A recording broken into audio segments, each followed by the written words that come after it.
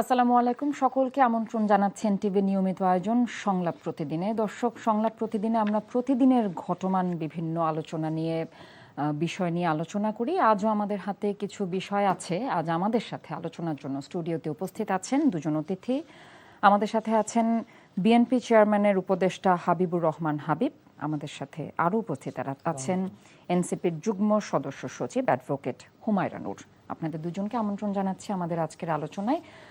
আজকে আলোচনার বিষয় যদিও আছে বেশ কয়েকটি, প্রথমেই আমি একটি বিষয় আনতে চাই, সেটি হচ্ছে আজ কিন্তু একটি কার্যক্রম নিষিদ্ধ ঘোষিত দলের ৭৭তম প্রতিষ্ঠা বার্ষিকী, এবং এটা নিয়ে বিভিন্ন মহল থেকেই আমরা দেখেছি যে সোশ্যাল মিডিয়ায় বেশ আলোচনা ছিল।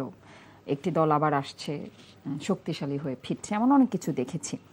আমি হাবিব ভাইয়ের কাছে জানতে চাচ্ছি, দীর্ঘ সময় আপনার রাজনীতির ইতিহাস, একটি রাজনৈতিক দলের রাজনৈতিক কার্যক্রম নিষিদ্ধ হওয়া এবং তার দীর্ঘ যে ইতিহাস, দীর্ঘদিনের ৭৭ বছরের, দুটির মধ্যে কিন্তু একটি বড় ফারাক আছে।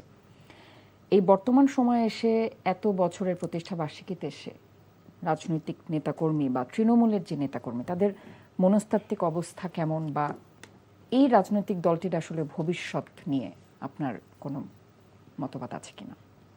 আপনাকে ধন্যবাদ। আপনার মাধ্যমে এনটিভির সম্মানিত দর্শক শ্রোতাদেরকে আমার সশ্রদ্ধ সালাম। বিজ্ঞ সহ আলোচক অ্যাডভোকেট হুমায়ুনকে শুভেচ্ছা। আরেক কঠিন প্রশ্ন। একটা অত্যন্ত প্রাচীন একটা দল, বাংলাদেশ কন্টেস্টে এখন আওয়ামী লীগের সবচেয়ে বেশি প্রাচীন দল, মুসলিম লীগ তো বিলীন হয়ে গেছে। সেই দলটা কোন দল? যে দল দীর্ঘদিন আন্দোলন সংগ্রাম করার মধ্য দিয়ে একটা নির্বাচনের মধ্য দিয়ে সংঘর্ষ অর্জন করলো, পরবর্তী সময়ে সরকার গঠন করে না দেওয়ার কারণে পাকিস্তানে যখন আক্রমণ করলো, তার পরিপ্রেক্ষিতে এক দেশই স্বাধীন হয়ে গেল এবং স্বাধীনতার যুদ্ধে আমি মুক্তিযুদ্ধ গিয়েছি। ওই সরকারের আমলেই আওয়ামী লীগের নেতৃত্বেই কিন্তু সরকার গঠিত ছিল, সেই সময় গঠন হয়েছিল। সেই দল দেশ থেকে, সেই দলের প্রধানমন্ত্রী থেকে শুরু করে সমস্ত এমপি মন্ত্রী বড় নেতা সব পালিয়ে যাবে, এই ইতিহাস পৃথিবীর কোথাও নেই। সারা পৃথিবী খুঁজলে এমন ইতিহাস পাবেন না যে কাপুরুষের মধ্যে সব পালিয়ে গেল। কেন এই প্রশ্নটা কেন হলো? আওয়ামী লীগ গণতন্ত্রের জন্য সারা জীবন তার আন্দোলন সংগ্রাম করেছে। তারপরে ৭৫ সালে তারা ২৫ জানুয়ারি বাকশাল করেছিল। এরপরে আবার আওয়ামী লীগ আসলো, ফিরে আসলো, ২১ বছর পর রাষ্ট্রীয় ক্ষমতা আসলো, আন্দোলন সংগ্রামের মধ্যে দিয়েই এসেছিল। তো সেই আওয়ামী লীগ এই কাজটা কেন করলো? এই যে ভোটারবিহীন নির্বাচন, অত্যাচার, নির্যাতন, জুলুম, টাকা পাচার, ব্যাংক লুট, এমন কোনো কাজ নেই যে কাজটা আওয়ামী লীগ করেনি। কোন কাজ? অন্যায় কাজ। যে কারণে তারা শেষ পর্যন্ত তাদের দখলে রাখতে এসেছিল, কিন্তু সবই সেনাবাহিনী বলেন, বিজেপি বলেন, পুলিশ বলেন, সোহাট বলেন, র্যাব বলেন, এবিসিসি বলেন, ইঞ্জিনিয়ার্স অ্যাসোসিয়েশন বলেন, কৃষিবিদ অ্যাসোসিয়েশন বলেন, দোকানদার মালিক সমিতি বলেন, সব কিছু তাদের নিয়ন্ত্রণে, এমনকি বাইতুল মালের ক্ষতি পর্যন্ত তাদের।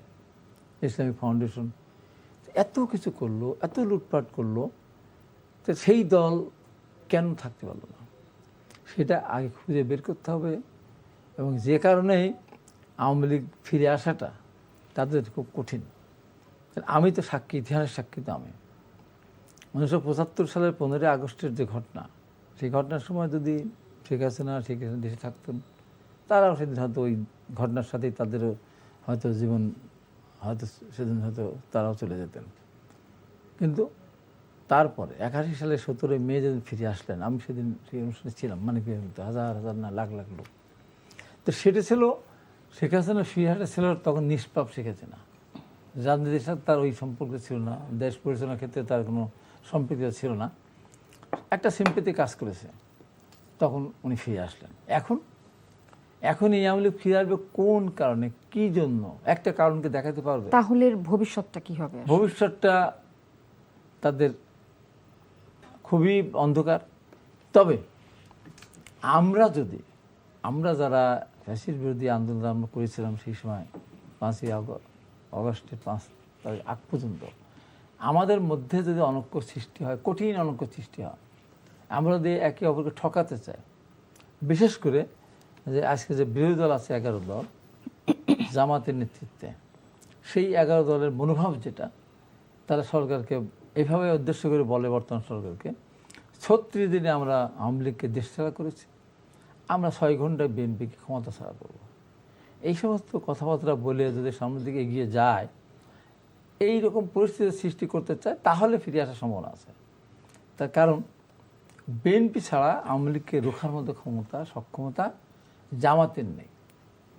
তো এই জন্য এখানে যদি প্রচণ্ড বিরোধ, যদি এখানে বড় ধরনের বিরোধ যদি এখানে শুরু হয়, তাহলে সেই সুযোগে আওয়ামী লীগ ফিরে আসতে পারে। তাছাড়া আওয়ামী লীগের ফিরে আনলে পারে এই আমরা যারা এখন আছে সরকারি দল, বিরোধী দল, আমাদের কারণে এবং বিশেষ করে বিরোধী দল যারা, তাদের কর্মকাণ্ড যেভাবে এখনই সরাই দেবো, এখনই ফেলে দেবো, হ্যাঁ থাকতে পারে, সমালোচনা থাকতে পারে, আস্তে আস্তে সময়তে কেবল 3 মাস 2 মাস না যেতে শুরু করেছিল।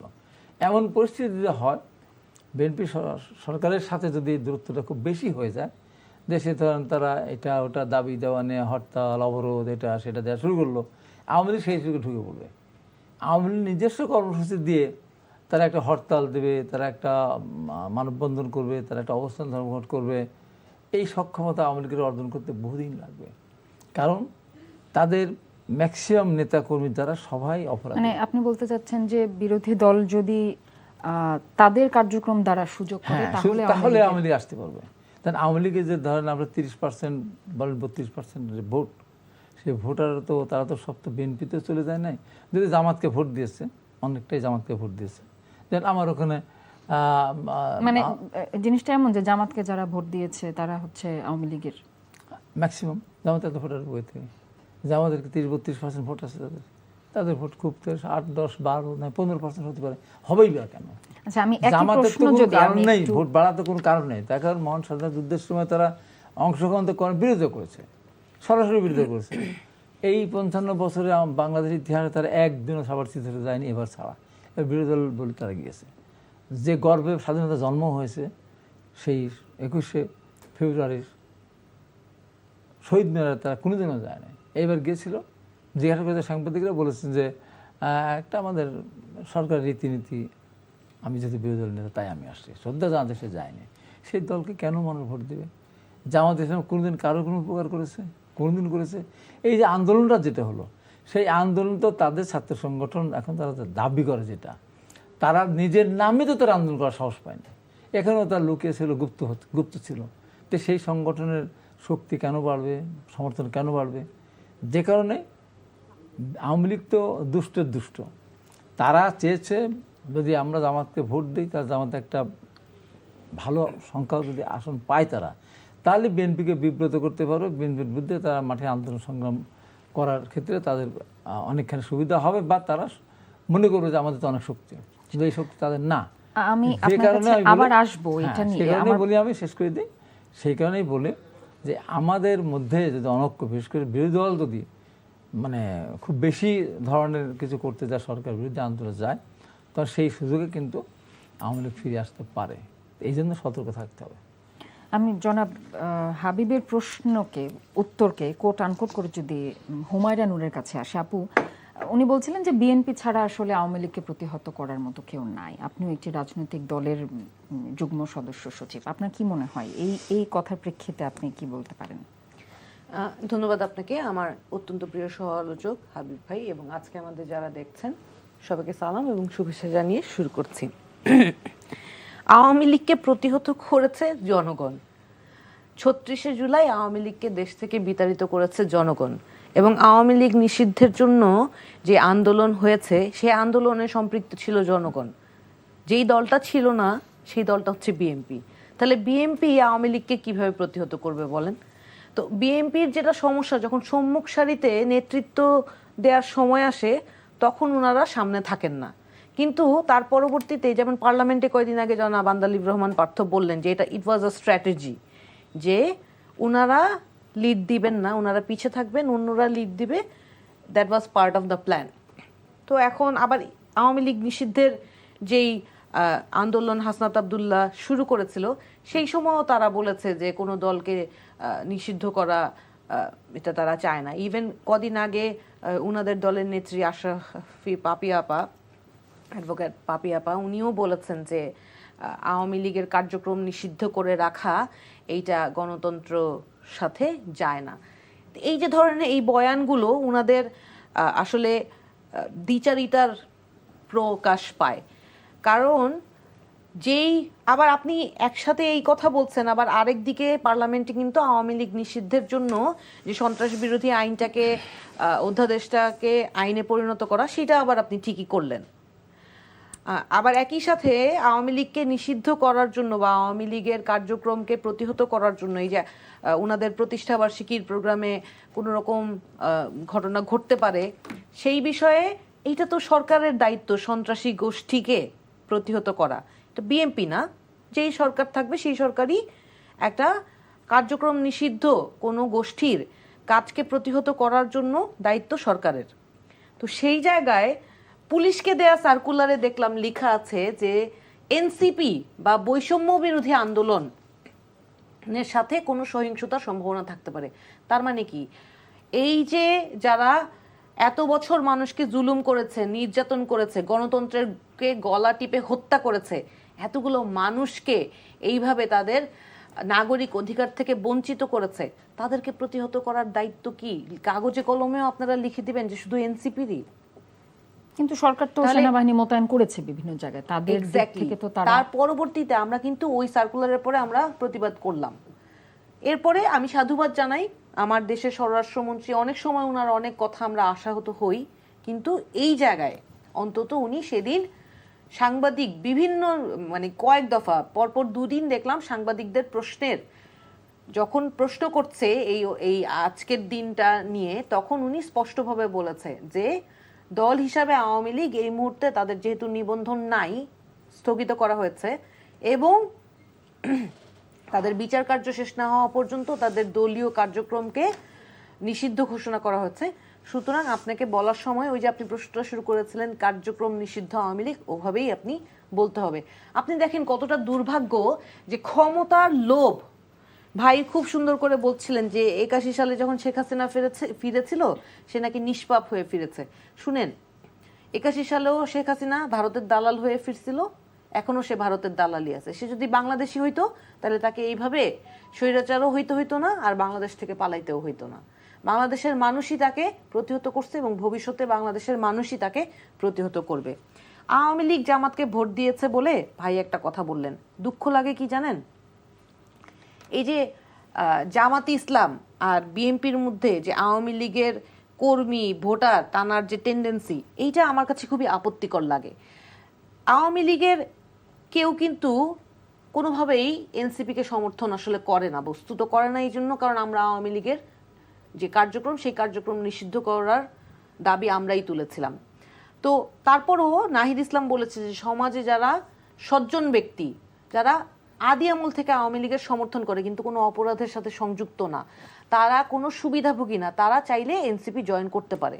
This was an open invitation for those who are not culprits, who are not oppressors, who are not fascist. তাহলে তো একভাবে এটা তো এটা এমন দাঁড়ালো বলেছে, না আপনি যে তো এই প্রশ্নটা করবেন আমাকে, এই জন্যই আমি কিন্তু আগে থেকেই বলেছি যে ঢালাওভাবে সব আওয়ামী লীগকে কিন্তু মানে যারা আওয়ামী লীগের অত্যাচার নিপীড়নের সহযোগী ছিল না, যারা ফ্যাসিস্ট কার্যক্রমকে সমর্থন করতো না, তাদেরকে আপনি তাহলে তো সমাজ আওয়ামী থেকে লীগ ফিরে আসার একটা ওয়ে আমরা এই দিক দিয়ে দেখতে পাই যে যারা অপরাধী এখানে ছিল না। পার্থক্য আছে, এই জায়গাটাই বলার জন্য আমি এই কথাটা তুলেছি। এইটা এনসিপির বক্তব্য। এখন এনসিপিতে যদি কেউ জয়েন করতে আসে তাদেরকে আমরা তার প্রাক্তন, আমাদের যে ফর্ম আছে ওখানে লেখা আছে যে সেই প্রাক্তন কোনো রাজনৈতিক দলের সাথে সংযুক্ত ছিল কিনা, কোনো পদবি ছিল কিনা, সেইখানে সেই রাজনৈতিক দল থেকে আমাদের দলে আসার কারণ কি। যদি এটা আওয়ামী লীগ হয় তাহলে সেক্ষেত্রে আমাদের প্রথম এবং প্রধান প্রশ্ন হচ্ছে আওয়ামী লীগ যে অপরাধ করেছে সেই অপরাধের সাথে তার সম্পৃক্ততা ছিল কিনা, এবং সম্পৃক্ততা না থাকলে তারপরেই তো পরের প্রশ্ন হচ্ছে আওয়ামী লীগ যে অপরাধ করেছে সেই অপরাধ তারা স্বীকার করে কিনা। এরপর প্রশ্ন করি যে এনসিপির যে আদর্শ, যে রাজনৈতিক উদ্দেশ্য নিয়ে এনসিপি রাজনীতিটা করতে চায় সেই আদর্শ উদ্দেশ্যের সাথে সহমত কিনা, তখনই শুধু এনসিপি করতে পারবে। এনসিপি কিন্তু চাইলেই যে কেউ ধরেন সাধারণ মানুষ অনেক রকম রাজনৈতিক মতবাদ ধারণ করতে পারে, তাহলে আমরা যে বলছি দল ফিরে আসার একটি কথা এই দলের ভবিষ্যৎ কি, তাহলে এখন যারা অপরাধী না তারা মানে এনসিপির মাধ্যমে ফিরে আসতে আপনি পারে। দেখেন জামাতে ইসলামের কাজটা দেখেন, জামাতে ইসলামের নাকি অনেক মানুষ এই এত বছর নির্যাতনের শিকার হয়েছে। জামাতে ইসলামের আমির উনি প্রথম দিনই বললেন যে আওয়ামী লীগকে উনারা ক্ষমা করে দিয়েছেন। উনার দলের যেই পরিবারগুলো আওয়ামী লীগের নির্যাতনের শিকার, উনি কি তাদের কাছ থেকে অনুমতি নিয়েছেন? তারা কি তাদেরকে মাফ করেছে? আমি তো জানি যে কোরআন হাদিসে বলা আছে যে আমি ব্যক্তি, আমার সাথে যদি অন্যায় জুলুম হয়, আমি যদি মাফ না করি তাহলে কারো অধিকার নাই সেটা মাফ করার। তাহলে উনি যে সাধারণ ক্ষমা ঘোষণা করলেন আওয়ামী লীগকে, তার মানে উনি তো এটা রাজনীতি করলেন। তাহলে এই সাধারণ ক্ষমা ঘোষণা করার আগে উনি যেই পরিবারগুলো নির্যাতিত হয়েছে তাদের কাছে কি অনুমতি নিয়েছে? একটা প্রশ্ন। এখন কম্পিটিশনে তো বিএনপিকেও এগিয়ে থাকতে হবে। তো বিএনপিও কি করলো যে এখন জামাত তো সব আওয়ামী লীগারদের নিয়ে নিচ্ছে এই সাধারণ ক্ষমা ঘোষণা করে। এখন বিএনপি তো পিছিয়ে থাকতে পারবে না, বিএনপিকে তো নিতে হবে।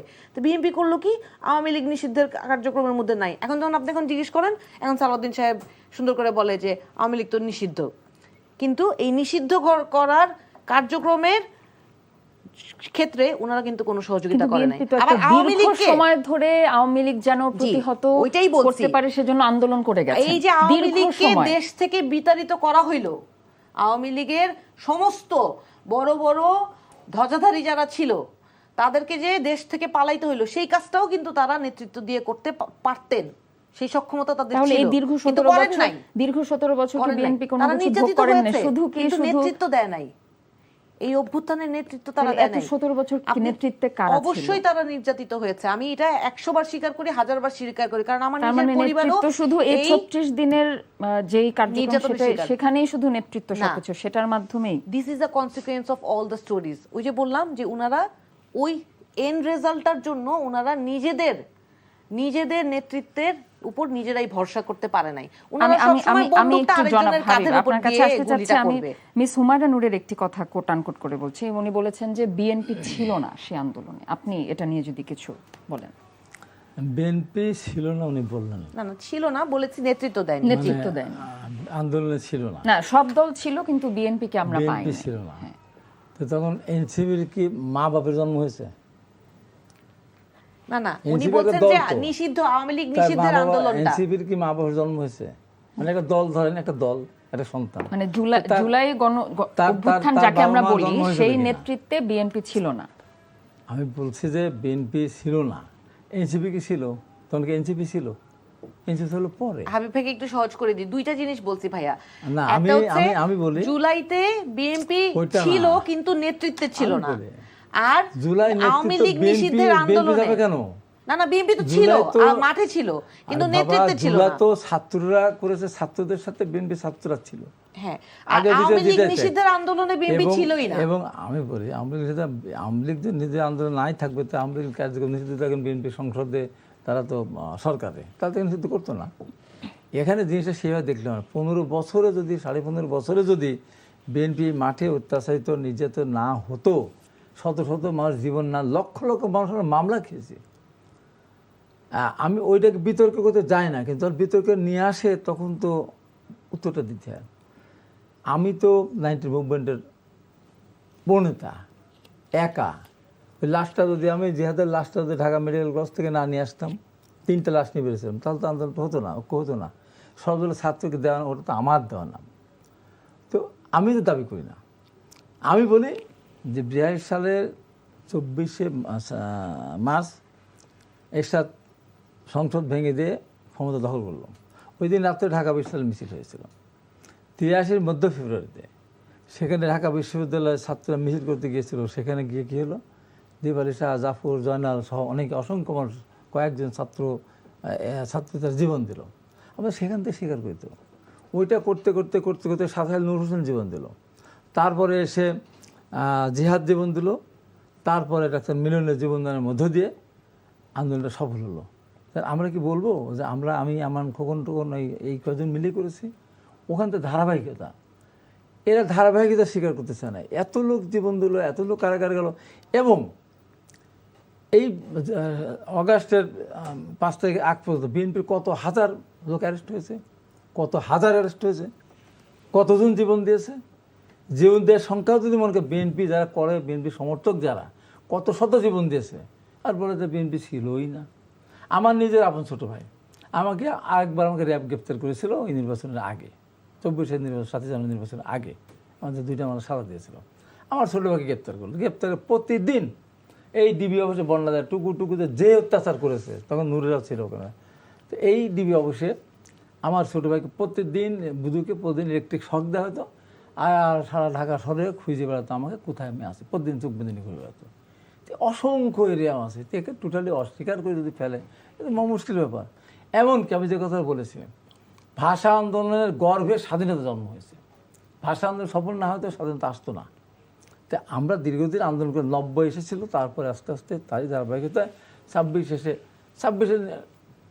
26-এর ব্যাপার যেটা 24-এর যে ব্যাপারটা, সেটা তো কাকতালীয় হবে। আন্দোলনে ছিল কোটা সংস্কার, শেখ হাসিনা যদি জিত করে তখন যদি 5% 7% কোটা রেখে দিত, আর কি ছেলে মাঠে আসতো না। এখানে যদি আবার সব কোটা ফিরে না নিত, তাহলে কি মাঠে আসতো না। সেদিকে আমরা যেতেও চাই না। হয়েছে মানুষ যেমন চৈত্র মাসে আপনার অনেক জঙ্গলে আগুন ধরে যায়, বর্ষাকাল কি আগুন ধরে? ওখানে যে কোনো একটা সিগারেট খেয়ে, যে কোনো বিড়ি খেয়ে বা ঘর্ষণে আগুন ধরে যায়। বর্ষাকালে ম্যাচের পর ম্যাচ আপনি মারবেন, আগুন ধরবে না। তাই আমরা আন্দোলন সংগ্রাম করতে করতে মায়ের খেতে খেতে মানুষের কাছে শেখ হাসিনার অপশাসন, দুঃশাসন দৃশ্যমান হতে এমন একটা চলে গেছিলো। আমার কোটা সংস্কার, আমার রিক্সাওয়ালার কী পাচ্ছিল সেখানে, আমার শ্রমিকের কী এসেছিল, টেম্পো চালকের কী দরকার ছিল? সবাই তো তারা কেন গিয়েছিল? তারা কি কোটা সংস্কার করার জন্য গিয়েছিল? তাদের জীবন জীবিকার উপরে বিগত সরকার আঘাত এনেছিল, ভোটারবিহীন সংস্কৃতি চালু হয়েছিল, সব মানুষ তার বিরুদ্ধে ছিল বলেই আন্দোলনটা সফল হয়েছে। আমরা সমর্থন দিয়েছি হাজার হাজার। আমি বলেছি আওয়ামী লীগ ছাড়া, বিএনপি ছাড়া বলতে, তখন ছিল বিএনপি বিরাট একটা অংশ, এই টোটাল অংশকে বাদ দেবে, সবাইকে লাগবে, আওয়ামী লীগকে প্রত্যেক সবাইকে লাগবে। কিন্তু বিএনপিকে বাদ যদি কেউ মনে করে, আর যদি মনে করে যে আওয়ামী লীগকে 36 দিনে আমরা দেশ চালা করেছে, বিএনপিকে পারবে না। তো আওয়ামী লীগ তো ভোটারবিহীন নির্বাচনের মধ্যে থেকে ক্ষমতা ছিল, আর আমরা তো ভোটারের নির্বাচনের মধ্যে দিয়ে আমরা ক্ষমতা আসছি, এবং আমাদের শক্তি আমি একটু মিস হুমায়রা নূরের কাছে আসতে চাচ্ছি। আপনি যেমনটি বলছিলেন যে এনসিপি এমন একটি ব্যবস্থা করে রেখেছে, যারা নিরাপরাধ আওয়ামী লীগ করতো তারা হয়তো ফিরে আসতে পারে আবার। সেক্ষেত্রে নতুন এই যে একটি নেতৃত্ববিহীন যেই দল, নিষিদ্ধ দল, তার নতুন নেতৃত্ব বা নতুন করে সংস্কার, সেটা কি আপনাদের এনসিপির মাধ্যমে সম্ভব বলে আপনি মনে করেন কিনা? না, একেবারেই না। মেসেজটা আমি বোধহয় ক্লিয়ার করতে পারি নাই। ফিরে আসার কোনো সুযোগ নাই। হ্যাঁ, বাংলাদেশের রাজনীতিতে ধরেন দল বদলের ইতিহাস অনেক আছে, হ্যাঁ, কিন্তু যারা আওয়ামী লীগ তারা আমাদের দলে আসতে পারবে না। আমাদের দলে কারা আসবে? ওই যে বলছিলাম যে যারা বলবে যে আওয়ামী লীগ অপরাধ করেছে, এটা মানবে, বিশ্বাস করবে, এবং একই সাথে এনসিপির আদর্শ এবং উদ্দেশ্যকে মেনে নিয়ে শপথবদ্ধ হয়ে এনসিপির হবে, মানে ধরেন আমি রাজনৈতিক আদর্শ তো আমাকে বিশ্বাস করতে হবে, এনসিপির আদর্শে আগে বিশ্বাস করতে হবে, তবে তারা রাজনীতিটা এনসিপির সাথে করতে পারবে। ধরেন কেউ ধর্মান্তরিত হওয়ার মতো জিনিসটা, ব্যাপারটা আপনি যদি যেই ধর্মকে ধারণ করে আছেন, আওয়ামী লীগ ধর্মকে ধরে রাখছেন, আপনি ওই ধর্ম ধারণ করে আমার ধর্মে আসতে পারবেন না, আমার রাজনীতিটা আপনি করতে পারবেন না, সহজ হিসেব। সুতরাং এনসিপির কাছে এসে আওয়ামী লীগ কামব্যাক করার কোনো সুযোগ নাই। আর নেতৃত্ব, আওয়ামী লীগের নেতৃত্ব নিয়ে আমি মানে আমার আসলে আওয়ামী লীগ ফিরে আসার আগে আমার প্রশ্ন হচ্ছে আওয়ামী লীগের বিচারটা কবে আমরা দৃশ্যমানভাবে দেখতে পাবো, কবে শেখ হাসিনা আসবে? খালি তো শুনছি, ফেসবুকে দেখছি শেখ হাসিনা আসবে, কি জানি হাসবে, বাংলাদেশ হাসবে। তো আমরাও হাসতে চাই, বিচারটা হচ্ছে এই জিনিসটা দেখে, শেখ হাসিনার ফাঁসি হচ্ছে এইটা দেখে আমরাও হাসতে চাই। তো সেই দিনটা দেখার অপেক্ষায় আছি। সুতরাং ওই দিনটা যেদিন আসবে তারপরে থেকে আলাপটা শুরু করব যে আওয়ামী লীগ কামব্যাক কিভাবে করবে।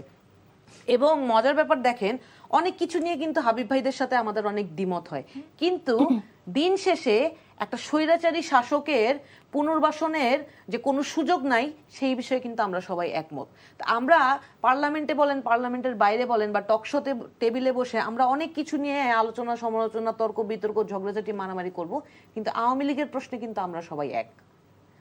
হ্যাঁ, এইটা ঠিক যে বিএনপির কাছে আমরা আরো বেশি ফ্রন্টলাইনার রোল আমরা দেখতে চাই, আশা করি সেইটা ওই সময়, যে সময় আমরা আশা করি সাথে সাথে দেখতে পাই না বলে আমরা আশাহত হয়ে সেই দুঃখের কথাটা প্রকাশ করি। কিন্তু দিন শেষে বিএনপি যদি ট্র্যাকে থাকে আমাদের তো কোনো কারণ নাই বিএনপিকে অপোজ করার।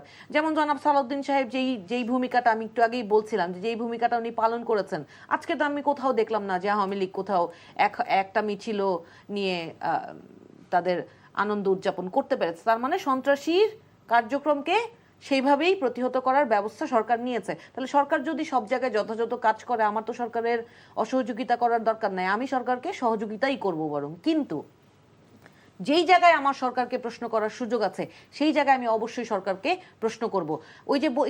ওই যে এখন সব জায়গায় সবাই জিজ্ঞেস করছে যে সংস্কারের প্রশ্নে তোমরা সংলাপে না গিয়ে কেন তোমরা রাজপথে নামছো, কেন বিপ্লব করছো, আসেন সেইটার উত্তর দিই। দেখেন, সংলাপের যেই সময়টা ছিল, এখন তো বাজেট অধিবেশন চলছে, তার আগে এই জুলাই সনদ বাস্তবায়ন এবং গণভোটের বাস্তবায়ন নিয়ে দীর্ঘ সময় মানে প্রায় 1 মাস ধরে সংসদে কিন্তু আলাপ আলোচনা চলছিল। আমরা তো চেষ্টা করেছি সংসদে আলাপ আলোচনা করে বুঝিয়ে বলার যে কেন সংস্কারটা বাস্তবায়ন করা জরুরি, কিন্তু সেই আলোচনা কিন্তু আলোর মুখ দেখে নাই। বরং সংসদে দাঁড়িয়ে আমাদের মাননীয় স্বরাষ্ট্রমন্ত্রী বলেছে যে এই ঐক্যমত্য কমিশনে অনেক আলাপ আলোচনা হয়েছে শুধুমাত্র যাতে নির্বাচন হয়, মানে আমরা জন্য ক্ষমতায় চলে আসি, এই ক্ষমতায় চেয়ারে বসার জন্য আমরা অনেক কিছু মেনে নিয়েছি। আমরা জুলাই সনদ বাস্তবায়ন করব, আমরা 31 দফা, এই যে গতকাল বলেছেন যে মাত্র 3-4 মাসে আমরা 31 দফার অর্ধেক বাস্তবায়ন করে ফেলেছি। জানেন দুঃখ লাগে কি আপা? তারপর আমি ঘাটতে বসলাম, আচ্ছা 31 দফার কোন কোন দফা বাস্তবায়ন করছে, তারপরে 1 নম্বর দফা পড়লাম। আপনি বলেন তো 31 দফাটা কবে ঘোষিত হয়েছে? এই জুলাই সনদ আসার আগে, এই জুলাই সংগঠিত হওয়ার আগে, 24-এর ইলেকশনের আগে এই 31 দফাটা এসেছে না? কি বলেন হাবিব ভাই? 24-এর আগে 23-এর এই 31 দফা এসেছে। 31 দফার 1 নম্বর দফায় কি আছে জানেন? 31 দফার 1 নম্বর দফায় আছে এই রাষ্ট্রের যে সংবিধান, সেই সংবিধান সংস্কারের জন্য সংস্কার কমিশন করবে। দেখেন, এইটার একটা বিস্তর আলোচনা আমি একদম ভেঙে বুঝিয়ে বলি, তারপর আপনারা আমাকে বললেন যে কেন আমরা রাজপথে নামতে বাধ্য হচ্ছি।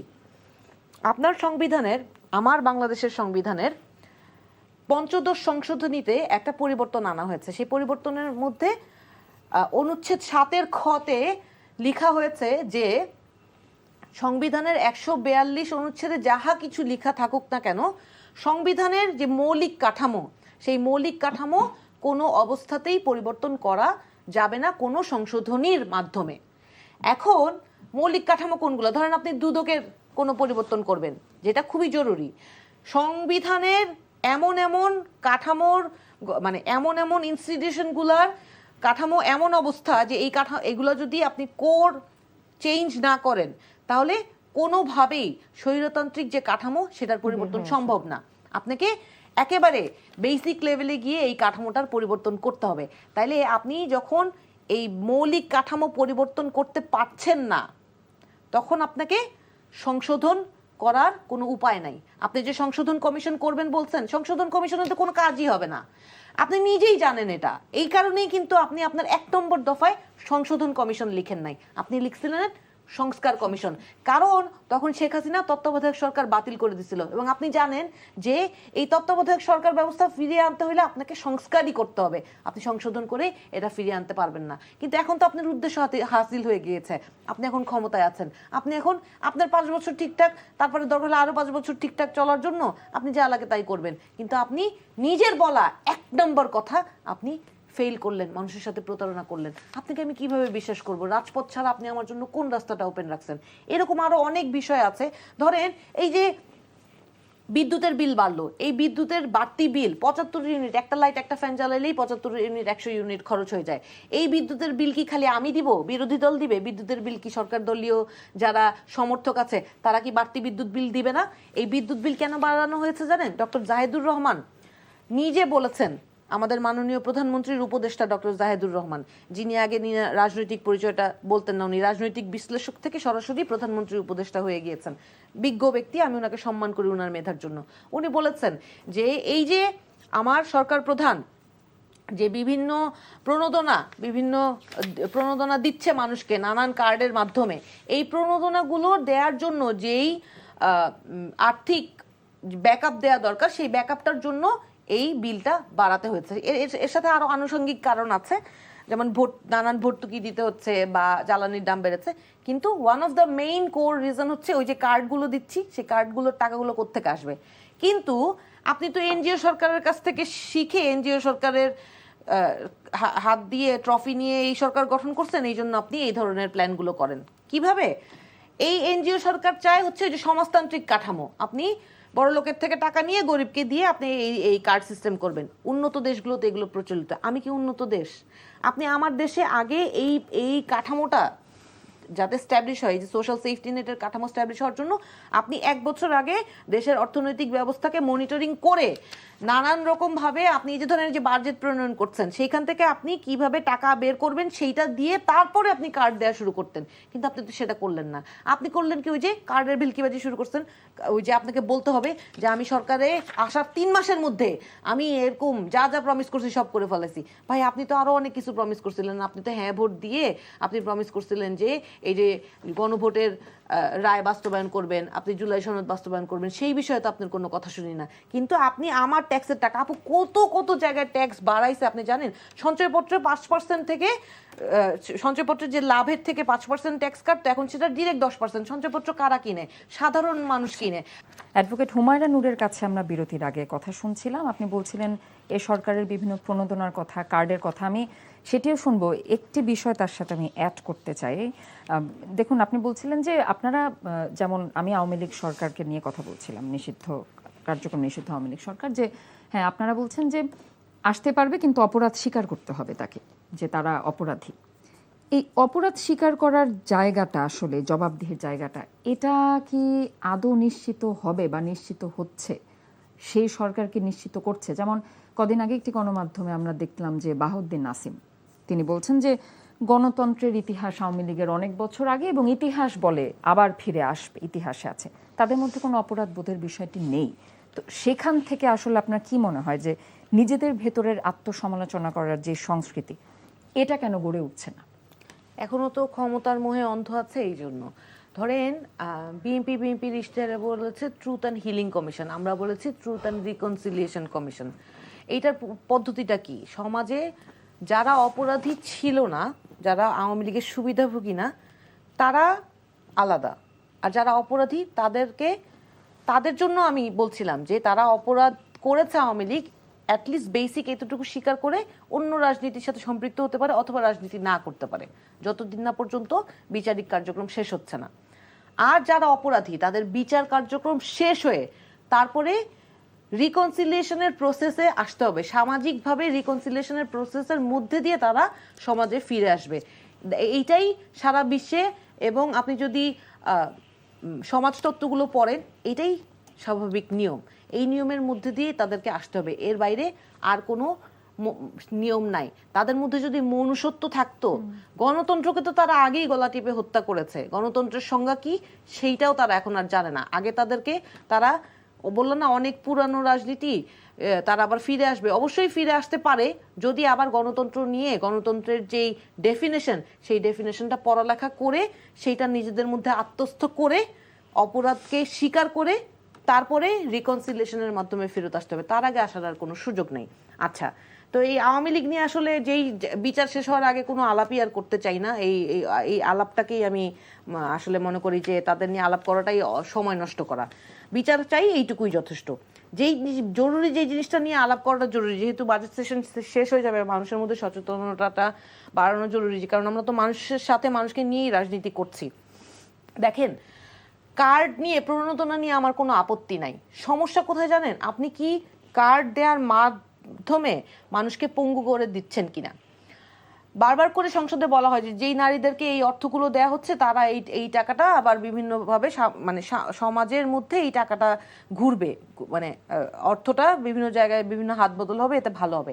কিন্তু যেই নারী আগে প্রচণ্ড পরিশ্রম করে, ধরেন যেই পরিবারটা আগে প্রচণ্ড পরিশ্রম করে, আমি একেবারে সীমান্তবর্তী অঞ্চলে গিয়েছিলাম, 1 মণ ভুট্টা বিক্রি করলে 600 থেকে 1000 টাকা পায় একজন কৃষক পরিবার।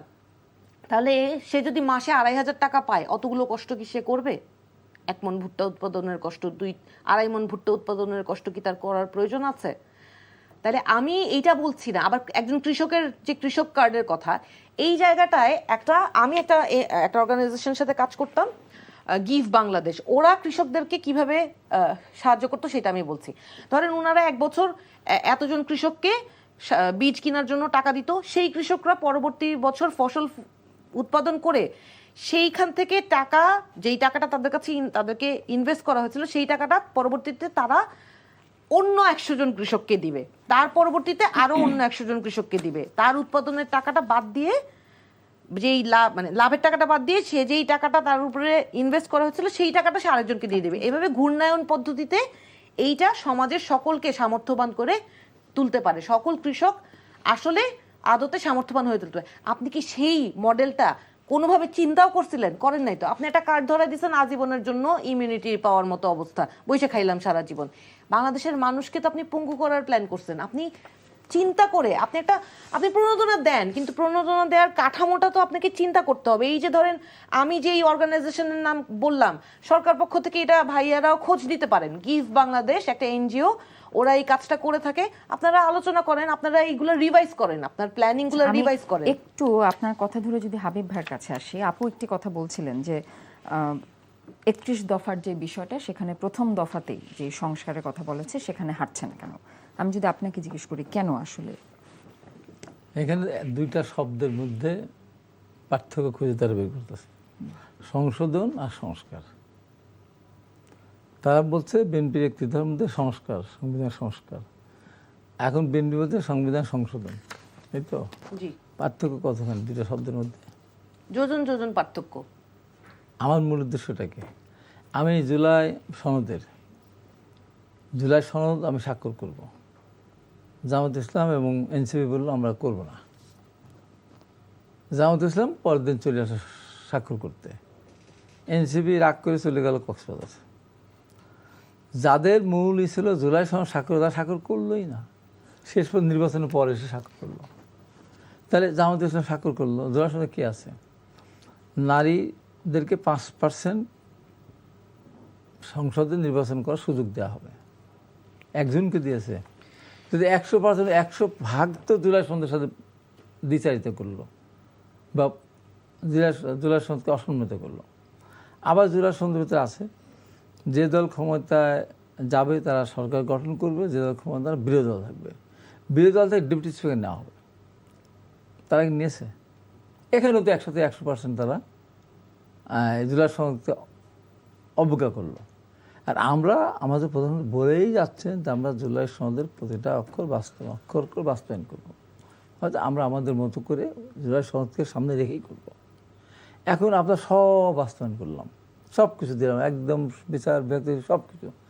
শুধু আমাদের সুযোগ আছে 2/3 মেজরিটি, আমরা বলে দিলাম যে নির্বাচনটা হবে দলীয় সরকার অধীনে।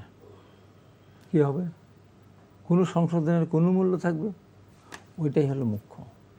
5 বছর পর পর নির্বাচন হবে, সেই নির্বাচনের সময় বিএনপির অঙ্গীকার নিরপেক্ষ তত্ত্বাবধায়ক সরকার অধীনে নির্বাচন হবে এবং রাষ্ট্রপতি প্রধানমন্ত্রীর ভিতরে ক্ষমতার ভারসাম্য করা হবে। পরপর 2বারের বেশি কেউ রাষ্ট্রপতি প্রধানমন্ত্রী হতে পারবে না। এইটা যদি ঠিক রেখে কোনোটাও যদি না মানে, এই একটাই তো যথেষ্ট। ওই 5 বছর পর ক্ষমতাটা ভোটটা দেওয়ার মালিক হবে জনগণ। আর আপনারা এই রাষ্ট্রপতিকে আর কয়দিন রাখবেন? এই রাষ্ট্রপতি তাড়াতাড়ি চলে যাবে। আচ্ছা, তাড়াতাড়ি যাবেন। এখনো আছেন কেন? এখন আসেন, যাবেন, একটা প্রক্রিয়ার মধ্যে দিয়ে যাবেন। এখন কথা হলো তাড়াতাড়ি যাবেন। এখন কথা হলো যে আমরা বিএনপি যে কার্ডের কথা যেটা বলছে, এখন টাকা পাবো কোথায়, কোথায় গিয়ে আসবে কত? আমার বাজেট হলো 9,38,000 কোটি টাকা। আমার ফ্যামিলি কার্ডের হলো কত? 14,500 কোটি টাকা। অন্য কৃষক কার্ড আছে, স্বাস্থ্য কার্ড আছে, এগুলোতে আছে। এখন এটা আগে যেটা হতো, এই যে সরকার, বিগত সরকার আমরা দেখি 10 টাকা কেজি চাল, পরে 5 টাকা বাড়ালো। আমি নিজে দেখেছি, আমার এলাকায় খোঁজ নিয়ে নিয়ে দেখেছি, একই বাড়িতে 2-3টা কার্ড দেওয়া হতো, মানে 10 কেজি করে চাউল কিনা, যার বাড়িতে বিল্ডিং আছে তার অবস্থা সাধারণ মানুষকে দিত না। আমরা অলস বানাবো না তো, আমরা ফ্যামিলি কার্ড আমরা কোনো পুরুষকে দিচ্ছি না। এটা কত বড়দের তারেক রহমানের চিন্তা ভাবনা, গ্রামেরও দেখেছি তো। ফ্যামিলি কার্ড তো পাচ্ছে গৃহিণী, কিন্তু কৃষক কার্ড তো আবার পুরুষরাই পাচ্ছে। কৃষক কার্ড যে পাবে সে তো আর সব একজন তো সব কার্ড পাবে না। ফ্যামিলি কার্ড কেন দেওয়া হচ্ছে? গ্রামে দেখা গেছে বিশেষ করে গ্রামের মানুষ দ্বারা বিয়ে করলে একটা বাচ্চা টাচ্চা হলো আর তাকে ভালো লাগে না আরেকটা বিয়ে করতে যায়। বাস্তবতা এটা। এই যে তারেক রহমান কার্ড ফ্যামিলিকে মানে মেয়েদেরকে দিবেন, ওই ব্যাচেলারদেরকে দিবেন না, ওই পুরুষ যেন মনে করে যে আমার এই বউকে যদি আমি ছেড়ে চলে যাই তাহলে 2,500 টাকা করে আমার সংসার আর পাবো না, ও তো ওরটাই খাচ্ছে আর আমি যাব না। এইটা একটা নিরাপত্তা, সামাজিক নিরাপত্তা, মেয়েদের প্রতি সম্মান দেখানো, যেটা নিরাপত্তা। আর কৃষক কার্ড, এই যে আমাদের দেশে যে কী জিনিস হয়, বিএনপির সময় 300 টাকা ছিল এক বস্তা ইউরিয়া সারের দাম, এখন হচ্ছে 215 টাকা। ব্ল্যাকে বিক্রি হয় কীটনাশক, এগুলির ব্যাপারে সরকার ভর্তুকি দেবে এবং যার হাতে কৃষক কার্ড থাকবে সে ওই কার্ড নিয়ে গেলে সে 60টা ন্যায্য মূল্য পাবে। যদি 1400 টাকা থাকে 1400 টাকা পাবে। এখন ব্ল্যাকে বিক্রি 2000, সেটা হবে না।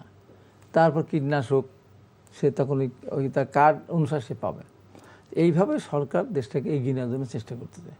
হেলথ কার্ড কাকে দেবে? যে সমাজে অনগ্রসর, যে চিকিৎসা করতে পারে না, তাকে হেলথ কার্ডটা দেবে।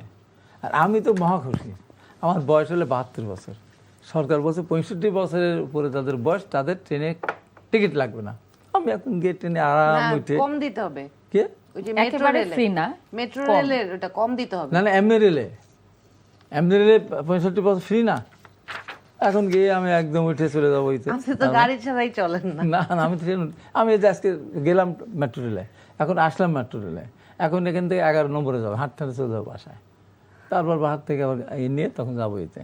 যাক, কথা হলো যে দেশটাকে সামনে এগিয়ে নেওয়ার জন্য আপনার এই যে তারেক রহমানকে ধন্যবাদ দিতে হবে যে একটা সরকারকে আপনি তো চিন্তা করুন, সরকারের মানসিকতা। আমরা যে এতদিন কী ছিলাম, ভারতের দিয়ে ধ্যান ধারণা দিয়ে আমাদের বিগত সরকার চলেছে, কিন্তু তারেক রহমান দুঃসাহসিক যে ঘোষণাটা দিলেন, ভারত আমাদের বর্ষার সময় পানিতে মারে, শুষ্ক বসে পানি দেন। আমার বাড়িতে পদ্মা, ঈশ্বরদী বাড়ি, একদম নদীর ধারে আমার বাড়ি, মরুভূমি, চর পড়ে যায়। তারেক রহমান দিলেন তুমি পানি দাও না, বর্ষায় পানি মারো, আমি পদ্মা ব্যারেজ করবো। সাংঘাতিক ঘোষণা না? আপনার তিস্তা ব্যারেজ, তুই হঠাৎ করে দেখা যায় এই সময়ও হঠাৎ করে পানি ছেড়ে দেয়, আমার ফসল ডুবে যায়, সেখানে আমি ব্যারেজ দেবো, ব্যারেজ করবো। তাহলে এই যে সাহসিকতা, যেরকম এই যে আপনার বাজেটে মদ এবং সিগারেটের উপরে দাম ট্যাক্স বাড়িয়েছে, এটা খুব ভালো হয়েছে। বাড়িয়েছে না? আবার খাদ্যদ্রব্য এগুলির ক্ষেত্রে তো আবার ট্যাক্স কমিয়েছে। কিন্তু ভাইয়া এই যে গয়নার উপরে, গয়না বিক্রি করতে গেলে এবং ধরেন জমি বিক্রি করতে গেলে যে ট্যাক্স আরোপ করছে, এইটাতে তো একটা জটিল সমস্যা হয়ে দাঁড়ায়। অ্যাডভোকেট হুমায়রা নুন, আমরা বিরতির আগে ট্যাক্স নিয়ে কথা বলছিলাম। আমি আরেকটি বিষয় একটু অ্যাড করতে চাই, যেহেতু আমার আলোচনার বিষয় থেকে আমরা সরে এসেছি। তথ্য উপদেষ্টা যিনি প্রধানমন্ত্রীর জাহিদুর রহমান জাহেদ, উনি বলেছেন আওয়ামী লীগ নিষিদ্ধ হবে কিনা এই এখতিয়ার আদালতের। হ্যাঁ, একটি দেশের যে রাজনৈতিক দল এ থাকবে কি থাকবে না, রাজনৈতিক কার্যক্রম চালাবে কি চালাবে না, এটার এখতিয়ার আদালতের হাতে কেন যাবে, জনগণের হাত থেকে? এটা আমি ওনার বক্তব্য শুনিনি, আপনি যেহেতু বললেন আমার মনে হয় না যে, না আমি শুনি না, যেহেতু আওয়ামী লীগ নিষিদ্ধ হবে কিনা এটা আদালতের হাতে যাবে কেন? আদালত তো সব কিছু নির্ধারণ করে দেবে না। 2 দিন পর বলতে আমি বিয়ে করবো, সেটা আদালত পারমিশন দেয়, বিয়ে করবো না করবো, এটা তো সব কিছুই তো আদালতে দেওয়া যাবে না। আপনি যে প্রশ্ন ছিলেন ট্যাক্সের কথাটা বললেন, আমি নিজেও নিজেকে প্রশ্ন করি, আমার এলাকাতে আমি বলবো যে আগে একটা কিন্তু জমির দাম ধরেন বাস্তবে বিক্রি হচ্ছে 10 লাখ টাকা বিঘা, আমি ওখানে ট্যাক্স কম দেওয়ার জন্য আমি দেখা দিলাম 6 লাখ টাকা, 5 লাখ টাকা। এখন কিন্তু ওই সিস্টেম নেই। এখন সরকার পক্ষ থেকে জমি মৌজা ওয়াইজ দাম নির্ধারণ করে দেয়, সেখানেও ব্যত্যয় আছে। রাস্তার পাশের জমির দাম বেশি হবে, পিছনের জমির দাম কম হবে, এগুলি আরও সময় লাগবে, সময় ঠিক করা থাকে। আর রেজিস্ট্রেশন খরচ অনেক বেশি, ফ্ল্যাট কেনা বেচার সময়ও এটারও অনেক রেজিস্ট্রেশন খরচ। আস্তে আস্তে সরকার তো সমানের পরে আসবে, একবারে তো সব কিছু করতে পারবে না। আর গহনার ব্যাপারে ট্যাক্স দেওয়ার ব্যাপারে আমি বলি হুমায়ুন গহনা কিনবো, আমার তো গহনা কিনবো না, ট্যাক্স বসাক 10% বসাক, কোনো সমস্যা নেই। 2টা জায়গায় আমি খুবই ভাইয়া আমি এই জিনিসটা একটু খুবই সেনসিটিভ। আমি আপনাকে একটু বুঝাই বলি। ধরেন মানুষ এটা নিয়ে জমি বিরোধিতা আর দরকার গয়না নাই। না বিরোধিতা করতেছে জমির না, ব্যাপারে এটা আমি এটা বললাম তো। জনগণের স্বার্থ বিরোধী। আমি বলছি আপনাকে এখনো না, পাস জমির ব্যাপারে আমি বলছি, জমি এবং গয়না দুইটাই গহনার ব্যাপারে দুইটাই বলছি। আমি এখনো বলি। হয় নাই। ধরেন গহনার পাঁচটা এখনো হয় না, আমি গহনার ব্যাপারে যেটা বলছি। আমি আমি আগে থেকে বলি, তাহলে আপনি এই জিনিসটা না, প্রস্তাবনাটা আমি তো প্রস্তাবনা, convey করতে আমি পারবেন আমার মেসেজটা। বোনকে আমি জাস্ট আমি করে বলতেছি, আমার হুমায়ুন নূর আমার আপা বেশি করে গহনা কিন্তু ট্যাক্স বেশি করে ধরুক, সমস্যা নেই, কিন্তু তো ট্যাক্স যতই ধরুক ততই কেন আপনি চিন্তা করতে পারেন। পাকিস্তানে বলে একবার সোনার দাম ছিল বলতে পারেন কত, 120, 30, লাস্টে 70, 150 টাকা ছিল পাকিস্তান আমলায়।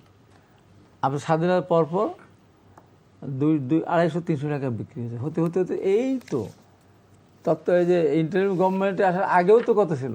শুনেন, আমি এই আমি আপনাকে কয়েকদিনে বাড়তে বাড়তে আড়াই লক্ষ না, টাকা চলে এটা তো গেছে। আল্লাহর কোরআনেই লেখা আছে যে বুঝছো? মানে স্বর্ণ রূপার দাম কিয়ামত পর্যন্ত বাড়তে থাকবে। কিন্তু ঘটনাটা দেখেন, মানুষ আমি আমার স্বর্ণ কখন মানে আমার স্বর্ণরৌপ্য কখন বিক্রি করতে যাই একদম চরম বিপদে পড়ে। ধরেন একবার এরকম হইলো যে আমার শাশুড়ি সারা জীবনের জমানো যে গয়না উনি হাসপাতালে ভর্তি করলো, হঠাৎ করে তখন হয়তো কোনো ব্যাংক এফডিআর কিছু করা যাবে না, বৃহস্পতিবার দিন রাত অপারেশন করা লাগবে, ওই মুহূর্তে বাসা থেকে গয়নাগুলো নিয়ে বিক্রি করতে হইলো। আবার ধরেন একজন লোক তার মেয়েকে বিয়ে দিবে, তার গয়নাটা, বা অনেক সময় বেশিরভাগ অনেক ফ্যামিলিতে আমরা এরকমও দেখি যে হাজবেন্ড ব্যবসা করবে বা ঋণ শোধ করবে, তখন বইয়ের গয়নাটা বিক্রি করে দিচ্ছে। এই ছাড়া কিন্তু কেউ আসলে গয়না বিক্রি করতে যায় না, চেঞ্জ করে। বড় লোকরা গয়না বিক্রি করে না, গয়না এক্সচেঞ্জ করে। এখন আপনি যদি এমনি গয়না বিক্রি করতে গেলে 20% কেটে রাখে, দামটার মূল্যের 20% কেটে রাখে, তারপর আপনি আবার সেখানে ট্যাক্স রাখবেন। মানে আপনি বলতে চাচ্ছেন যে একটা ট্যাক্সের মানুষের বিষয়টা আসলে জনকল্যাণমুখী হয় না। একেবারেই না। আমি এমনি আচ্ছা, আমি এইটা- বিপদে আছি, এইটা তারপর নিয়ে- আপনি আরো আমার উপরে গলার না, না, ছুরি বসাইলেন। গহনা আবার জমির নিয়ে বিষয়টা আমি যেটা দেখেন, বলি। জমিটা ভাইয়া এটা একেবারেই জনস্বার্থ বিরোধী হয়েছে। এবং আপনি ট্যাক্স মানুষের কাছ থেকে আদায় করবেন, আপনি সঞ্চয়পত্রে 5% থেকে 10% উঠাই দিচ্ছেন, আপনি গয়নার উপরে গেইন ট্যাক্স বসাই দিচ্ছেন, আপনি জমির বিক্রির ক্ষেত্রে গেইন ট্যাক্স বসাই দিচ্ছেন। যেই গয়না আমি গিফট পাইছি আমার বিয়েতে, সেই গয়না বিক্রি করতে গেলে এখন আমার সেটার জন্য ট্যাক্স দিতে হবে।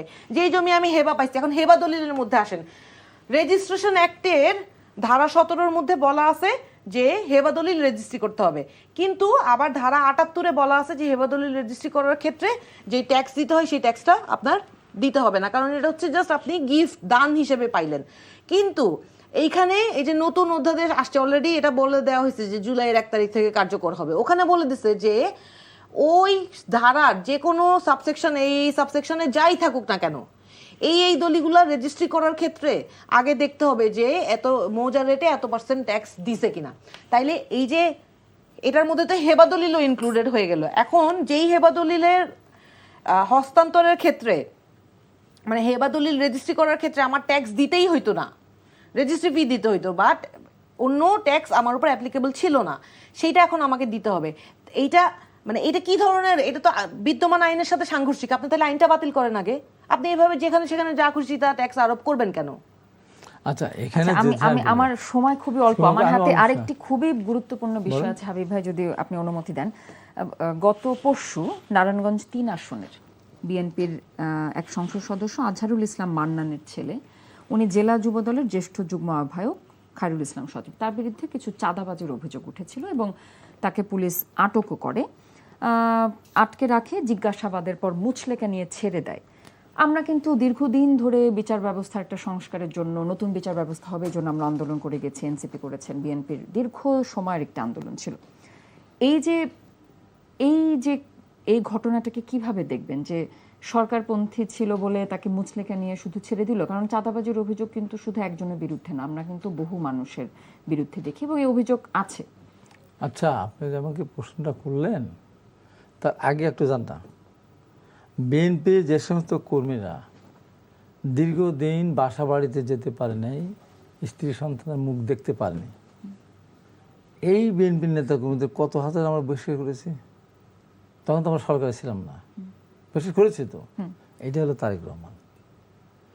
এই চাঁদাবাজি মুসলেকা দেওয়া লাগবে কেন? আমার চাঁদাবাজি করতে না পারে, আমার চাঁদাবাজি তো বন্ধ করতে চাই।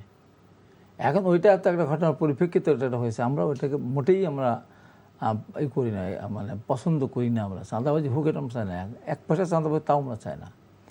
এটা আমরা নির্মূল করতে চাই, চাঁদাবাজি নির্মূল করতে। আমার যেমন ঘোষণা চাঁদাবাজি নির্মূল করতে। তাহলে কি সে শুধু সরকার দলীয় প্রিভিলেজ পেল? না, প্রিভিলেজ না, হয়তো সেটা করেছে হয়তো সে সংশোধন হওয়ার জন্য হয়তো একটা সুযোগ দিয়েছে বা কতটুকু করেছে আমি সঠিক জানি না জিনিসটা, কিন্তু কথা হলো আমরা চাঁদাবাজি যেন না হয় সেই দিকেই আমরা যাচ্ছি। তাহলে আমরা এতগুলো লোককে, তখন তো আমাদের সরকার ছিল না, আমাদের এতগুলো লোককে বহিষ্কার করতো। কোন নেতাদের বহিষ্কার করেছে? যারা দীর্ঘদিন 15 বছর রাস্তায় ছিল, যারা বাড়িতে যারা থাকতে পারে নাই, তাদের আমরা বহিষ্কার করেছিলাম। আমরা চাঁদাবাজ, দখলবাজ এগুলো থেকে আমরা মানুষকে মুক্ত রাখতে চাই, মানুষজন নিরাপদ থাকতে চায়। এরপরে কিছু কিছু করতেছে, সব জায়গাতে করতেছে। আমার ওখানেও তো আছে কিছু, কিছু মাস্তান গোষ্ঠী আছে, তারা দৌড় করে ভয় দেখে টাকা নেয়। আমরা চেষ্টা করতেছি সেখান থেকে রক্ষা করার জন্য, কিন্তু এখানে অনেকে এদের সাথে জড়িয়ে যায়।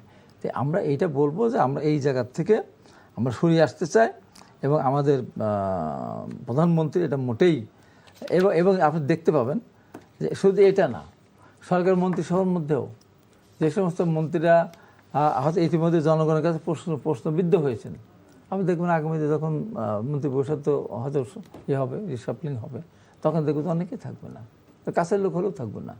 ওই জায়গায় তারেক রহমান নিয়ে যেতে চাচ্ছেন দেশটাকে। আবার দেখেন না, এই পৃথিবীর ইতিহাসে নতুন নতুন খেলাদের সমালোচনাই করে যে জুলাই 16 বাস্তবায়ন করুন বলেছি। এই যে কৃষক বলে যায় এটা বিএনপির না।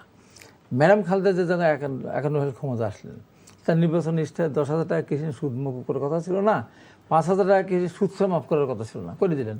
এবার তারেক রহমান 10,000 টাকা কিনে সুদ সহ সমস্ত বাংলাদেশের সমস্ত কিছুকে মাফ করে দিয়েছেন। কত হাজার কোটি টাকা সেখানে গিয়েছে। এটাকে বিএনপি নিজের জন্য করেছে? এই লোন তো সবারই আছে, গরিব মানে যারা কৃষক তাদের। এবং দেখেন এই যে আমার প্রধানমন্ত্রী অবশ্য ঋণ খেলাপিদের ব্যাপারে উনি, ঋণ খেলাপি ঋণগ্রস্ত ব্যক্তিদের ব্যাপারে উনি খুব উদার। না উদার না, এখানে একটা বিরাট উদার। না আমার সংসদ ভর্তি ঋণগ্রস্ত, সরি ঋণ খেলাপি না, সিআইবি রিপোর্ট হাইকোর্টে স্টে করে ঋণগ্রস্ত থেকে, ঋণ খেলাপি থেকে ঋণগ্রস্ত হয়ে যায়, টাকা দিয়ে হয় না। না আমি উত্তরটা দেই। এই যে দীর্ঘ 15 বছর, সে আমি একজন মানুষ, আমার 14টা ফার্স্ট ক্লাস লাইসেন্স ছিল, ঠিকাদার লাইসেন্স, তারপরে আপনার সরবরাহকারী হিসাবে ছিলাম আমি 15.5 একটা টেন্ডারও দিইনি। তো বিএনপি যারা 100 যারা ব্যবসা করতেন, এই 15.5 বছর তারা কেউ ব্যবসা করতে পারে নাই, তারা অফিস যেতে পারে না, পারে নাই। এই জন্য সরকার নিয়ম আছে তো, এখানে 2% টাকা জমা দিয়ে রিসিভ করা যায়। এখন সেখানে সরকার 2% থেকে 5% নিয়ে যাচ্ছে। 5% টাকা দিবেন, আপনি ধরেন 1 কোটি টাকা লোন ছিল, ঋণ খেলাপি হয়ে কিনা আপনি 5,000 টাকা দিয়ে, 5 লাখ টাকা দিয়ে আপনার রিশিডিউল করলেন। এখন ব্যবসা বাণিজ্য সব বাদ দিয়ে দেন, দেশটা অচল হয়ে যাবে না? আপনার ব্যবসা বাণিজ্য আপনার চাঙ্গা রাখতে হবে তো। সেই জন্য সরকার চেষ্টা করতেছে সেখান থেকে বেরিয়ে আসা। আপনি ধরেন একটা শিল্প প্রতিষ্ঠান গড়েছেন, ধরেন আপনি 100 কোটি 500 কোটি টাকা লোন করেছেন, এখন যেহেতু ব্যবসা করতে পারেন না, হ্যাঁ আওয়ামী দুর্বৃত্ত যারা আছে তাদের কাছে, যেমন সালমান এফ রহমান এতদিন ব্যবসা করতে পারে নাই না, আপনি সুযোগ দিবেন না।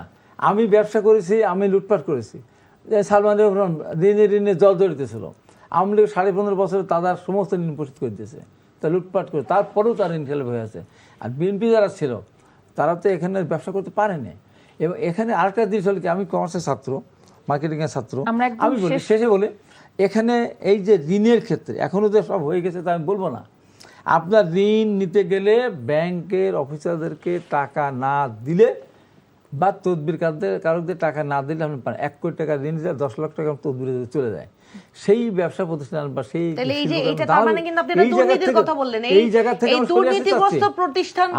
জায়গা থেকে বাধ্য শোনেন,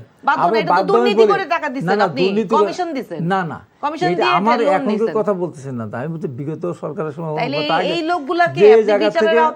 আমরা যে জায়গা থেকে আমরা চাই যে ঋণ নিতে গেলে যেন, এখন ধরেন 1 কোটি টাকা নিতে গেলে 10 লাখ টাকা বা 5 লাখ টাকা আপনি মানে ঘুষ দেন বা ব্যাংকের অফিসারদেরকে দেন, ওই 5 লাখ টাকা যদি ধরে হবে, তার বেশি লাগে হয়তো বা, ওই 5 লাখ টাকার ইন্টারেস্ট আপনি বহন করতে হচ্ছে, 5 লাখ টাকা নগদ টাকা আপনি ফেরত দিতে হবে।